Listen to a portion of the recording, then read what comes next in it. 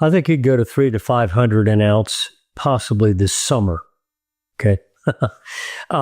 There's so many arguments for it. Price-based, monetary evaluation-based, archival-based of what some other markets have done under similar technical situations. And then when we look at our momentum analysis, now by momentum, I don't mean the stuff you see on your quote screen for free, like RSI or MACD. Those are generally short to intermediate term. And we look at structural action of momentum, meaning when we plot price, you see a structure, but when you plot momentum, often you'll see a subtly different structure. And usually when you get trend changes and dynamic, top or bottoms, momentum will lead the way. You'll see it break out first, and then price will suddenly get the message. Well, over the last couple of years, as silver was, we had that surge in 2020, which took silver up to 30. Again, that's not even the top of the multi-decade range, which was 50. Okay. Then you went sideways late 24 into early 25 at about $35. In June of 2025, you came back up toward 35 again, and we announced, that's it, you're gone. You're going to blow out all the range highs, et cetera.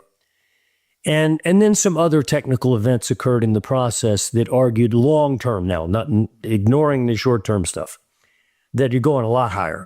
Silver's going to reprice itself into a new reality. And I still think that we're going to that new reality range. I think it is between 300 to 500. And I think the only issue right now is, and I think we're answering it pretty much with our work, it says what we've seen over the last 3 months, Feb, March, April, now early May, is violent sideways. Yes, there was a what we could call a phantom high at 120. But the amount of time you were up there in that anywhere near that price was, hours or a few days. Okay. It wasn't like you lived up there. So it really was a gaseous level. Okay. And it collapsed in one day, January 31st. So really most of the collapse was a one-day phenomenon. And you followed through with a lower low into February 3rd on silver and gold. In silver case, it was about $66 was that low. Okay. And then since February, you've been in this violent up-down range until March. And then, of course, the headline guys came in.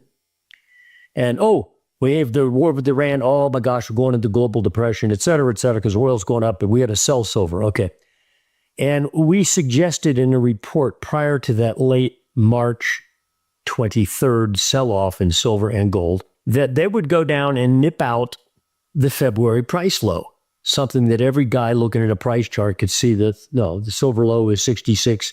If it ever takes that out, it's all over. Okay. Well, in March 23rd, you went down to about $61. And if you'll examine the daily action of silver at that point, it's quite phenomenal. You spike below that February low, no doubt running the stops. Gold did a similar thing. And silver spent about 2 hours below the Feb low, and then $10 rally right back out of the hole. Okay. And now, of course, we're trading $20 higher than that March 23rd low. And this recovery that we've recently seen since late March, we have measured the action. If you look at a price chart, you'd say, well, it's just another rally in the range. But momentum says, no, shorter term intermediate momentum says, no, you've come out of the hole now. You're on your way back up. And so we argue right now that was it, the March brief spike low. It fooled people. And I think we're now headed up to challenge the highs. Momentum says so. And I think price will become more evident in the coming week or two. Once we've cleared this clump of ink, and I don't mean you have to get back above 120, okay, but you get up probably in the mid-90s, and a lot of people are going to start to realize that, it's over. It's going back up, okay. Momentum says that's likely to happen now, that we're in that process. And we're not going to go sideways for another 3 months or go down to $50 or whatever, all the commentators say. So that's our assessment of silver right now. And it is leading. Back in November, it broke out silver price relative to gold when we plot it on a spread basis over a 10-year wide range of readings where silver would do this versus gold. And so when you plotted it, it would be capped off at a certain level, very low level, by the way, silver versus gold. You broke through in November, and the sharp pullback we've seen since then in price really hasn't even dented that relative performance shift of silver versus gold. So that spread still tells us that the leader on the upside now, yeah, gold's important because it's the mama market, but will be silver and likely silver miners. So that's my heavy emphasis right now. They're not. In fact, you just look at their charts. Bonds are laying at decadal lows. They got the 112 the other day. Right now, they were on 13. But the bond market, since its crash low, it dropped from over 190 on the T-bond futures in price down to a low of 117.5 as of October 2022. If you go back to that October 2022 low on a monthly bar chart of bonds and draw a line sideways, it can't get off the mat.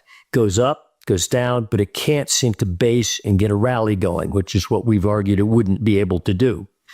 Now, though the price is still in that range, therefore not alarming the price guys yet. You got to get down around 110 to do that. So a couple points below this week's low, you'll do it. Momentum says no. This time you're headed down there. Momentum's already broken structure. Now, if that happens, that's a headline of nuclear proportions. Iran is trivial compared to the government bond market. And it's not just us. It's not just Japan. It's us too. And other Western governments have similar problems. But the point is, you can't have Japan go through what they're going through, and the U.S. also, and shrug it off. There's only one place to go. And if it's not stocks and it's not bonds, then what is it? Okay. Well, stand back and look at a monthly price chart going back several years and you'll get the answer. I see this all the time, the headline, global uncertainty drives gold. No, it doesn't. Monetary factors drive gold ongoingly. The ongoing decay in fiat currencies. Look at an M2 chart of a Fed site in St. Louis, type in M2, and you'll see it. And go back to 1980 and see where money supply was then and see where it is now and do the math. Or go back to 2011 when silver also hit 50 again and see where the money supply was then and where it is now and do the math. If silver were merely to match the growth in the money supply, you'd be in my zone that I suggest, 300 to 500, okay? And there's other factors as well that suggest that zone. So that's what drives the monetary metals ongoing, is the ongoing destruction in the money units, not just the dollar versus its buying power. And by the way, I'm not talking dollar index, which, by the way, also looks highly negative, meaning relative to the other fiats. The dollar looks weaker, okay? It's sort of a competition of who's worse, okay? The euro, the yen, or whatever, the dollar's now worse technically and is likely to plummet versus those currencies. Not that it means they're strong. They're all weak in terms of buying power. But the ongoing rise in real money, gold, for example, is reflective of the ongoing decay in the real buying power of that money unit, period. People forget that. They think, oh, it's because of this war or that war. We'll go back to 2022. March of 2022, a week after the war began, Russia-Ukraine. What did gold do? It peaked and went from over 2,000 down to 1,620 by the fall of that year. That was a major buy again. And we saw that break coming. Yet you had global uncertainty. Quit the popular notions that gold moves on uncertainties. No, it moves on certainties. The ongoing decay in the money unit. And now that you have a potential collapsing U.S. government bond market, you can bet the money growth will be aggressive. There's another possibility, and by the way, there is another asset category that we wholeheartedly endorse, okay? And that's the commodity asset category, broadly speaking, okay? Commodities measured, let's say, by the Bloomberg Commodity Index, for example, are cheap in relation to their old highs, their own historic price history. They're cheap in relation to the stock market. In fact, they're off the page cheap. So much when you look at a spread chart of Bloomberg versus the S&P, go back a couple decades, you look at the spread chart and think, what's it going to do? Go to zero? Commodities going to go to zero? No, they're a major buy. They've been basing versus the stock market in terms of relative performance. The net trend of the commodity complex turned up in October, well before the war event, okay? And I'm talking about, the grains, base metals, and oil was a laggard. Our buy signal on oil came in January. West Texas Intermediate crossed through 60, closed at 65 that month. We turned major bullish. Well, month and a half later, the war begins and suddenly you're up to 117. Well, anybody who bought that rally in oil is going to get gut kicked. I think you get back down to low 80s again, or maybe even high 70s. It is a major bull trend, but that news exaggerated that new trend. And likely that anybody who bought and chased that headline will find all their profits gone. Not the guy who bought it at 65 when we said to buy it there. But overall, the Bloomberg Commodity Index looks like a place that no leverage, just look at the commodity complex and stocks that are related to it, like oil stocks, base metal miners, ag-related stocks. And I think